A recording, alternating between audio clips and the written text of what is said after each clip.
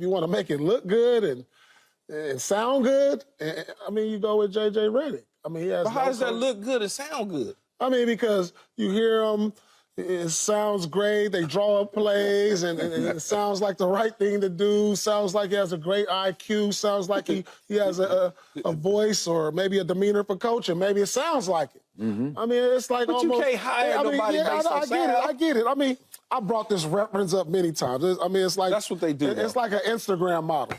It looks good all on there. It looks good, and then when you see it in person, it ain't what you think. I don't have an IG to be. It ain't what you think. Skip, I'm gonna tell you what it is.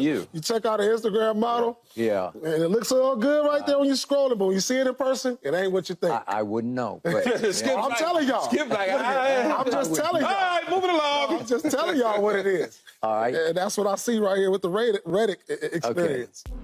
Okay. Yeah. Big JTV. Like, comment, subscribe. And let's give a heavy shout out to Paul Pierce, man. Let's give a heavy shout out to the truth. And I'm going to say this one more time. Let's give a heavy shout out to the truth. Because let me tell you something, man. The NBA coverage on Undisputed at this point with Paul Pierce is must watch. Because what happened is, Paul Pierce is just a funny dude, man. You know what I mean? He's a humorous guy. He's the type of guy to make analogies. And he's not really a debate person per se. He's just a funny N-I-G-G-A. Like, I don't know how else to say this. He's just an individual who you see at, the barbershop, who is like your OG. But that he's in the strip club with that Miles and Yak. Like Unc Shay Shay. Like, he is the other uncle at the barbecue who's gonna say something really inappropriate, but it's actually facts. And what he said about J.J. Reddick is facts. By the way, if you haven't been doing so, every Sunday around 8 p.m., me and, Hefe, my OG, we talk about basketball, we talk hoops weekly. I want y'all to tune in. And we basically said a similar version of this, that J.J. Reddick should not coach the Lakers. J.J. Reddick should not coach the Lakers organization. And why do I say this? I hope y'all... Because it's a horrible job, man. It's a horrible, horrible job. And as great as JJ is on his podcast, it's a whole different game to be in the arena and actually coach not only young men, but the oldest dude in the NBA. And not only the oldest dude in the NBA, it's your podcast partner.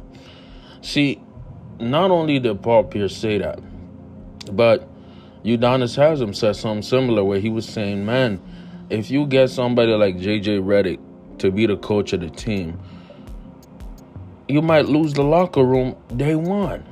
Because players won't know if the directives, if all the, instructions are coming from, the head coach or from LeBron. See, this goes again to a subject that we talked about on the podcast last week. I'm going to put the link around in one of the cards on the screen. Where we talked about Byron Scott. This is the, Lakers legend.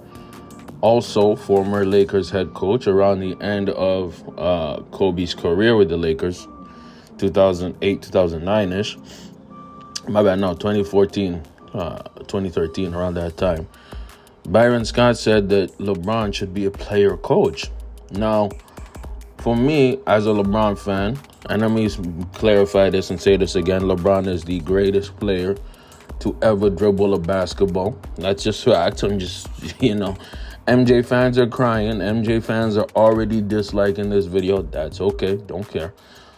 The fact remains that LeBron himself is pretty much the age or almost the age of the Oklahoma City head coach. LeBron James is the age of somebody first year head coaches in the league. I believe Eric Spoelstra, when he started with the Miami Heat, he was in his 40s, early 40s. LeBron James is 39. By December, he's going to be 40. You know what I mean? So what I'm trying to tell y'all is this. LeBron James is so experienced and so great at ball that he can coach a team right now. You know what I mean? He can coach a team today, tomorrow even.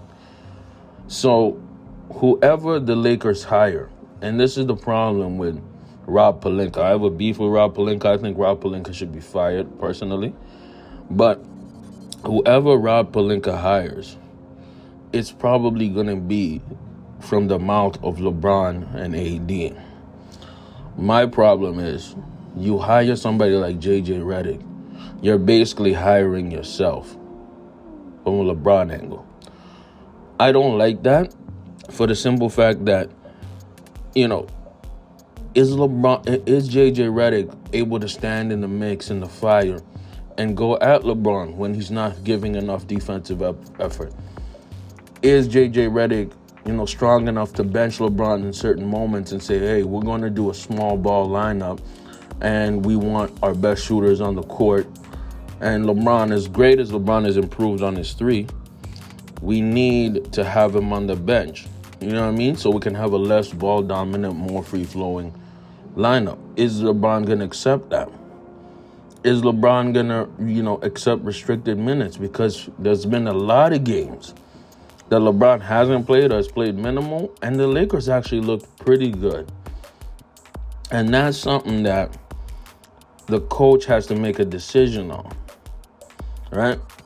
When you look at a coach like Mike Malone, who made adjustments in the Timberwolves versus Denver series, you see a coach who's willing to move things around, a coach who's saying, hey, we're not just going to roll the way you want to roll. Where he has, Aaron Gordon, push up the ball and start the offense instead of Jamal Murray, because he knows Jamal Murray's locked up and he's in a blender all series, right?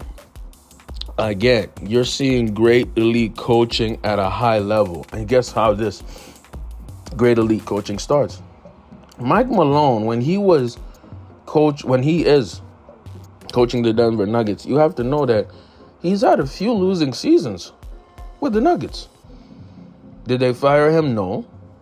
Were they patient? Yes. And now the signs are showing that the Denver Nuggets are a dynasty basically type of team. They're going to go on a run. They're going to have a few years of being a top team in the league. Why? Because the owners of the Minnesota Timberwolves, the GMs of the Minnesota Timberwolves, had patience and said, yo, we're going to trust you as our coach, and we're going to try our best to see how far we go. Do you understand what I'm saying? The Lakers don't do that. I believe it was 4 coaches in a matter of 7 years. That's basically 2 years per coach. Do you know how horrible that is, dog? 4 different voices in a matter of 7 years. Since LeBron is there, 3 different head coaches. Like, what are we doing? What are we doing? Like, how is a team meant to succeed when there's a new voice at the very top every 2 years?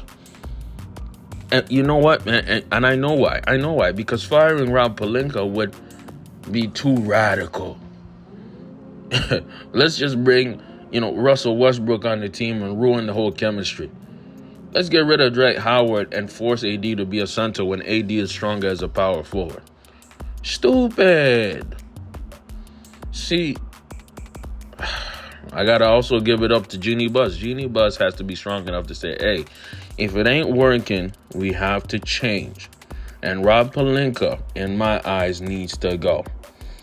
That's my opinion. That's just me, though. You know what I mean? But they're gonna hire JJ Reddick, unfortunately. And just like Paul said, is literally seeing an IG model in real life. That shorty was lying with filters. She was lying with makeup. She was lying with Adobe. I'm talking about Photoshop. That chick was lying. She was cap. And I think that JJ Reddick is cap. And I believe, personally, this is going to look like Steve Nash on the Brooklyn Nets. How long did that last? Big JTV, like, comment, so I'm out.